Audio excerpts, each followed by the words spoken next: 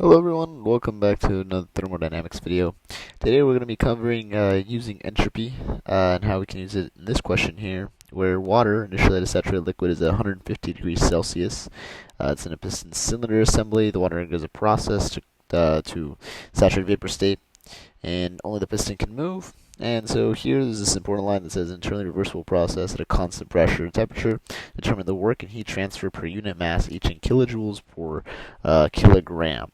So how do we go ahead and begin to solve this? Well, the first thing it's asking us to know is what's the work. So the work in any kind of system done by a gas, as you can see here, the piston would be moving upwards. So this gas, this fluid, is doing a work, and that is the integral of the pressure with respect to the infinitesimal volume.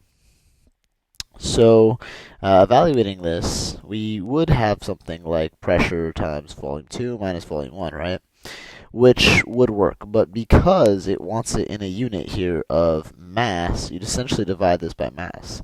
But what unit can we use that we have that incorporates volume, which is in a unit of meters cubed, and mass, which is in a unit of kilograms?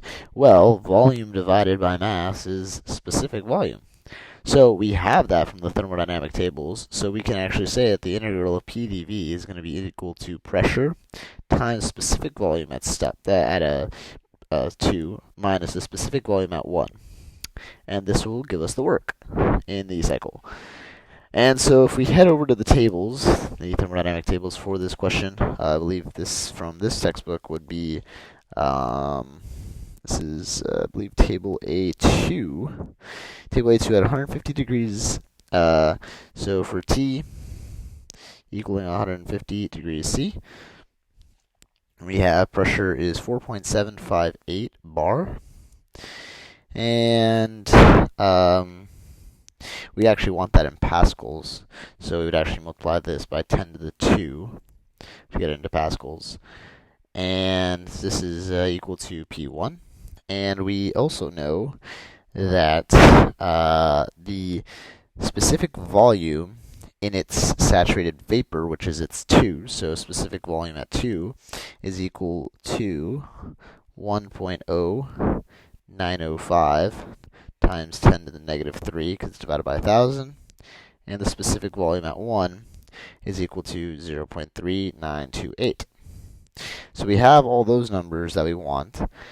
So let's go ahead and begin evaluating our numbers here. So we'll go ahead and plug this in here. The pressure is 4.758 times 10 to the 2 times the specific volume at 1, which evaluating that is 0.3928 minus 0.001905, and this is our work per unit mass. So we'll go ahead and do those numbers. 0.3928 minus 0.001905, and we'll go ahead and multiply. Actually, I'll wait a second for that. So 4.758 times 10 to the 2, and that's 475.8. So we'll multiply that by 0.390895. And evaluating, we have the work here is equal to 185.98 kilojoules per kilogram. And now it wants the heat transfer. So heat transfer is, remember, Q. How are we going to, extract Q out of this question? Well, we can use our very handy equation, which states that the change in entropy is going to be equal to the delta, the small change in Q, divided by, that's a bigger Q, divided by the temperature plus the sigma cycle of the thermodynamic process. The sigma cycle here is 0 because it says that this is an internally reversible system. So we know that the sigma cycle will be equal to 0. So we're left with ds, the change in entropy, is equal to Q, the heat transfer over the temperature. Luckily for us, ds is in a unit of kilojoules per kilogram Kelvin. So just multiplying this by some using a Kelvin cancels the Kelvin, and we have exactly the unit that we want, which is exactly what we're going to do. T times ds is equal to Q. So now let's go ahead and find the numbers. Well, we know that the temperature is 150 degrees, so that's 150 degrees plus 273 to get it into Kelvin, and that's 423. And then the ds, the change in entropy, if we look at the tables, we have the final, where it's in its saturated vapor state. The is 6.8379 minus the saturated liquid state, which is 1.8418.